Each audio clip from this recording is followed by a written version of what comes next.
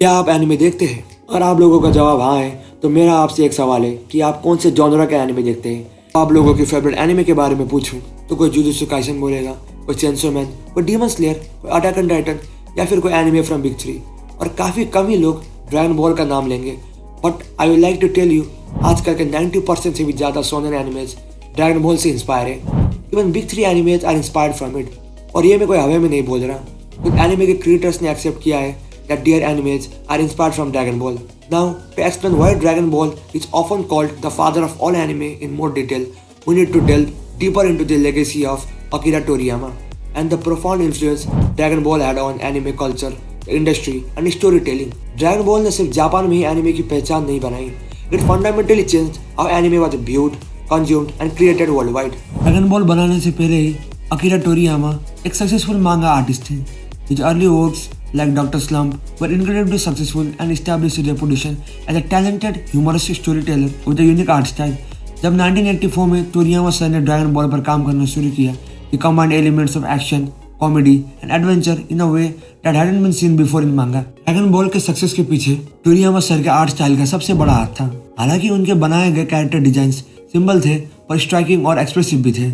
Characters like Goku, Vegeta, Piccolo, and others were designed with exaggerated features, which made them instantly recognizable. However, Toriyama balanced this by keeping the art visually accessible, which allowed for fluid animation in the anime adaptation, making Dragon Ball a visual treat. Toriyama's source designs were both functional and appealing. For instance, the iconic spiky hair of Goku and other Saiyans become symbolic of their immense power, particularly when characters reach new transformation stages like Super Saiyan.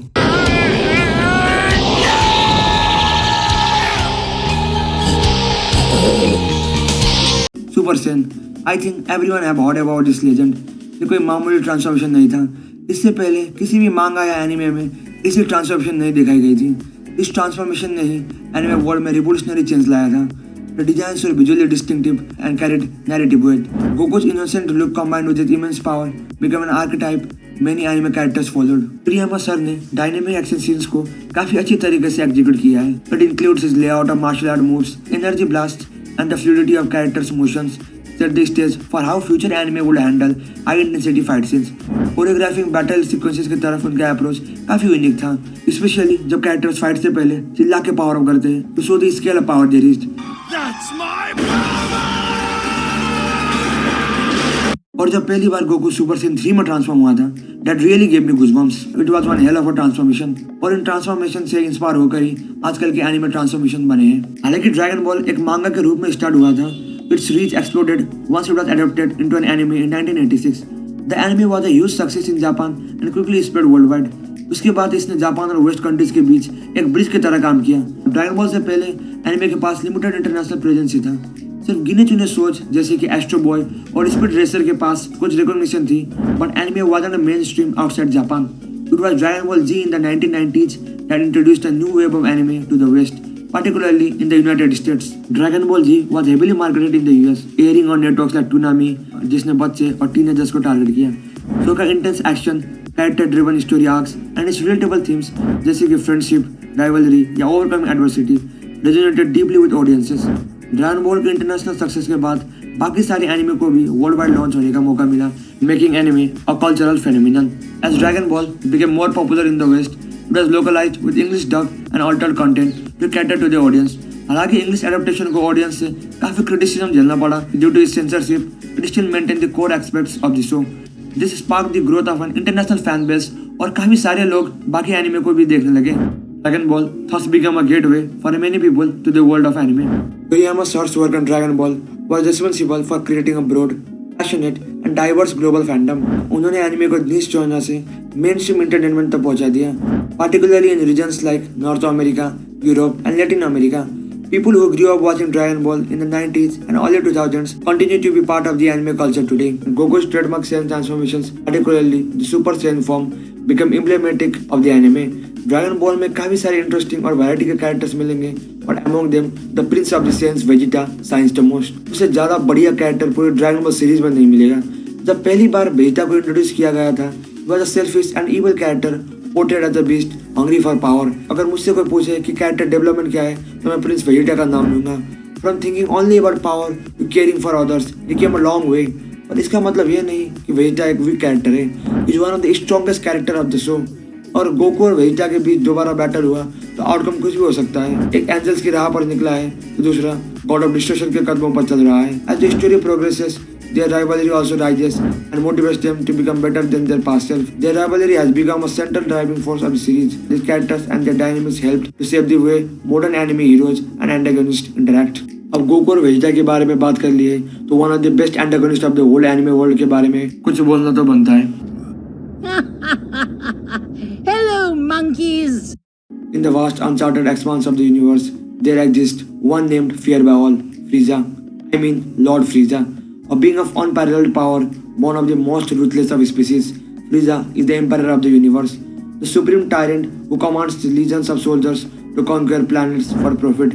उसके ambitions का कोई सीमा नहीं है और उसकी cruelty एक बार के लिए सांप 10 मारना छोड़ सकता है, कुत्ते की पूंछ सीधी हो सकती है, पर फ्रीजा वो अपनी हरकतों से बाज नहीं आएगा। उसके पास इतना पोटेंशियल है कि अगर वो ट्रेनिंग करे तो he can become the strongest character. जब ब्रोली का जन्म हुआ था तब उसका पावर लेवल 10,000 था, equal to the king of the Saiyans. Broly is a legendary Saiyan जो हजारों सालों में एक बार पैदा होता है, so we can understand this crazy amount of potential. But Frieza is a monster. जब वो पैदा हुआ था उसका पावर 100,000 था। He never trained a single time in his life until he was up against Goku who became the super Saiyan. माने कि फ्रीजा हार गया था but he was keeping up with every Goku's move. Now what can I say, my man is just built different.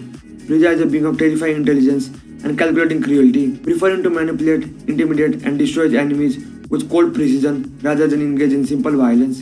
His form, sleek and streamlined, conveys the supreme elegance of a creature who sees every life in the universe as expendable tools to further his control over existence. और फ्रीजा का असली weapon उसकी raw strength नहीं, उसका दिमाग है। His ability to outsmart his foes, to break them mentally before physically breaking them, has allowed him to conquer more worlds than anyone else in history. Yet, despite his great intellect and vast power, फ्रीजा हमेशा अपनी घमंड की वजह से हारा है। वो हमेशा ही फाइट में ओवर कॉन्फिडेंट हो जाता है, ultimately resulting in his defeat. Besides that, he is the embodiment of tyranny, a creature who rules not out of necessity but out of a desire for domination, a ruler who believes he is untouchable and beyond reproach. But even the greatest of tyrants must face their fate because for power built on fear is always fragile. चलो फ्रीजा की राम कथा बंद करते हैं and let's focus on the contributions of Dragon Ball in the world. Dragon Ball सिर्फ anime series तक भी सीमित नहीं रहा, but influenced video games such as the Dragon Ball Z Budokai series, toys, clothing, music and even movies. The series become so ingrained in popular culture कि Dragon Ball का reference सब में दिखने लगा, from memes to other cartoons like Family Guy and the Simpsons. Perhaps one of the most significant ways Dragon Ball earned its title as the father of all anime is its role in shaping the shonen genre. Dragon ball इसलिए भी इतना popular हुआ क्योंकि इसने एक hero की journey को दिखाया, which was a unique concept at that time. Goku's journey from a naive boy to the universe's most powerful warrior. Goku के इस जर्नी ने शोनेन एनिमेस पर काफी बड़ा इम्पैक्ट छोड़ा है। The idea of a young seemingly ordinary person growing stronger through hard work, training and overcoming obstacles became a template जो आजकल के काफी सारे एनिमेस फॉलो करते हैं। One of the defining aspects of Dragon Ball was the concept of power scaling. Vegeta, what did you say his power level is? It's over 9,000! Characters जैसे कि Goku और वेजिटा स्टोरी के शुरुआत में कुछ ज्यादा पावरफुल नहीं थे, पर वो रुके नहीं। They kept increasing their strength through intense training and overcoming challenges. The system of escalating power levels became an essential feature of shonen anime, with other series adopting similar frameworks for character development and conflict resolution. Dragon Ball ने training arc को काफी popularise किया, where characters undergo intense physical and mental training to grow stronger. Goku's training with Master Roshi, King Kai, and others set the stage for many anime that followed. Additionally, Goku और Vegeta के बीच की rivalry story का central plot device बना, जिसने काफी सारे audience का ध्यान अपनी तरफ आकर्षित किया, creating a narrative where two characters constantly pushed each other to new limits. Dragon Ball also set a precedent for how to build and feature antagonists in shonen anime. Villains जैसे कि Frieza, Cell और Majin Buu are known for being extremely powerful and threatening, which forces the protagonist to grow and evolve in response. Heroes और villains के climatic battles ने anime history को काफी intense और epic moments दिए, which served as a model for how future anime series would feature similar showdowns. Toriyama's influence on future anime creators is immeasurable. Many of the most successful manga and anime creators have cited Dragon Ball as a major inspiration for their own work. Dragon Ball के वजह से ही हमें big three जैसे masterpiece animes देखने का मौका मिला है और अभी भी नए शोनेन एनिमेस बनना रुक नहीं रहे हैं. It's all thanks to Toriyama Sensei's work. Toriyama's sense of creation is not just a passing phenomenon. अपने डेब्यू के इतने डेकेड्स बाद भी ड्रैगन बॉल में नए आर्क्स इंट्रोड्यूस हो रहे हैं, like Dragon Ball Super and Dragon Ball Daima, which explores even more complex storylines, power ups and universes. नए जनरेशन के फैंस एनिमे, मूवीज, मांगा और वीडियो गेम से गोकू और ड्रैगन बॉल के वर्ल्ड के बारे में जान रहे हैं। The way Dragon Ball pushed the boundaries of animation, storytelling and character development set the foundation for what a modern anime is today. चाहे फ्यूचर में Dragon Ball Super, Dragon Ball Daima या शायद कोई भी और एनिमेज ड्रैगन बॉल को सरपास कर दे, पर वो ड्रैगन बॉल का कर्ज कभी चुका नहीं पाएंगे जो उसने शोनेन एनिमेज के लिए किया है। As a result, it continues to hold the title of being the father of modern anime as it truly laid the groundwork for the global anime industry. तो अगर आपको ड्रैगन बॉल के world के बारे में और भी कुछ जानना है, शो में दिखाए गए 7 मिस्टीरियस विच ग्राइंडिंग ड्रैगन बॉल्स में इंटरेस्ट आ रहा है, then check out anime and watch it till the end. Don't let the number of episodes change your mind. एक बार ट्राई करके देखो, मजा नहीं आया तो पैसा वापस। और आपको एक्शन फैंटेसी जॉनर का एनिमे भी पसंद है तो आपने सोलो लेवलिंग का नाम सुना ही होगा। Is currently the hype of the community. So if you are interested you can check out the I button showing here, या फिर मैं डिस्क्रिप्शन में उस वीडियो का लिंक दे दूंगा। अब जाने से पहले वीडियो को लाइक, शेयर और सब्सक्राइब करके बेल आइकन दबाना ना भूलें। Don't forget to share your views in the comment section. मिलते हैं किसी अगली मजेदार वीडियो में, तब तक के लिए सायोनारा। Yeah.